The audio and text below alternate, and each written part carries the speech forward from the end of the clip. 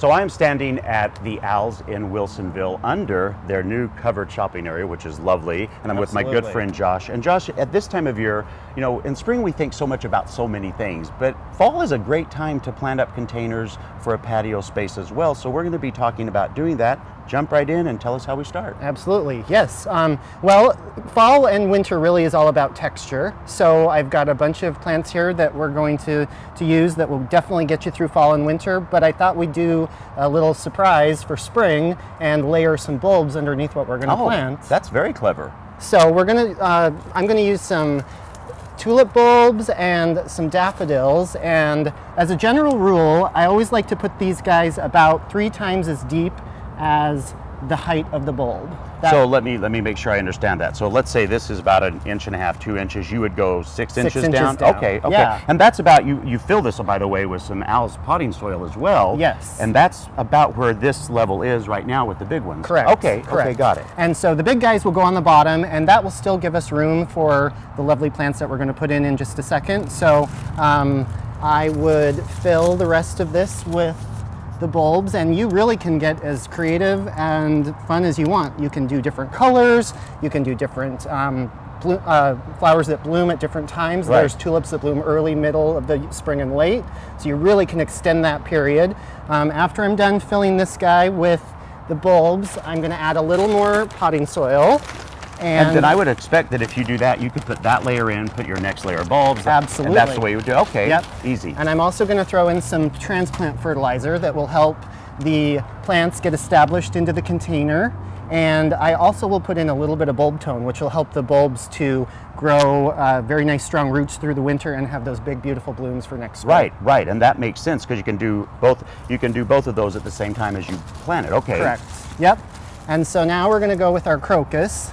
And the fun thing with bulbs is that you know that usually the pointy side goes up. However, they're resilient little buggers, and they find a way. Yeah. Well, so then let's do this, Josh. Let's finish up planting these bulbs. Then we'll get to the level, take a break here, finish that up, and come back and do the plants. Sounds great.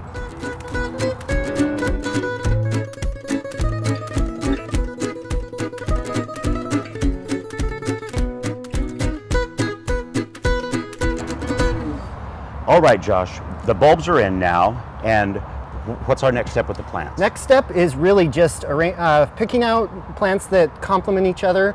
In the fall, like I said, it's really about texture and color versus big flowing things of petunias. So the cordyline is always a great choice for a really nice thriller in your container. And I like the way too that the size of this cordyline, the size of the container makes it really perfect for the level that we're filling. So you're not having to do a lot of digging right now because you've already got the bulbs under there. Right. And that begs the question, while you go ahead and plant some more stuff for us, that begs the question to me though, what are those bulbs going to do when they hit these roots of the plant? You know what? That's a really good question.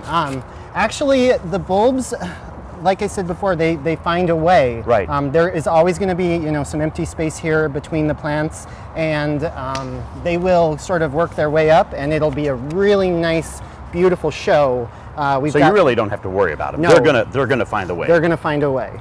And then I would love to think, I love this plant, the Coprosmia, but I'm not going to pretend that I know where to put it. So, so you're going to direct me here. Absolutely. I'm going to use the Coprosmia right against the cordyline there. Okay. That's absolutely beautiful. Great contrast between the cordyline and the lovely. Nice green there. We're going to put some ajuga in as well. And that was by the heuchera, right? That's absolutely, a beautiful yes. plant. Yep, I love the contrast there.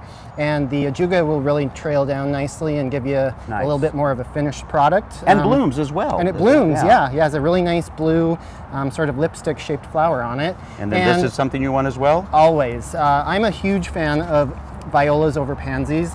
I feel like they do much better in our winters here. The flowers aren't quite as big, and they just they shed off the rain so much easier. Okay, I understand that because I love the big ones, of course, but I've seen them struggle, like especially with ice and snow when we get that occasionally.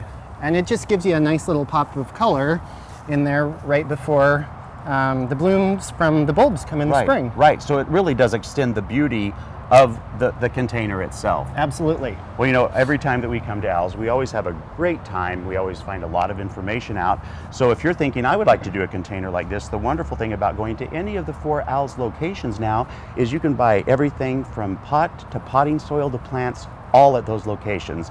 So for more information, we always invite you, go to gardentime.tv. We'll click you over to their website. Al, my friend, I'm going to call you Al from now on. How's that, Josh? Works for me.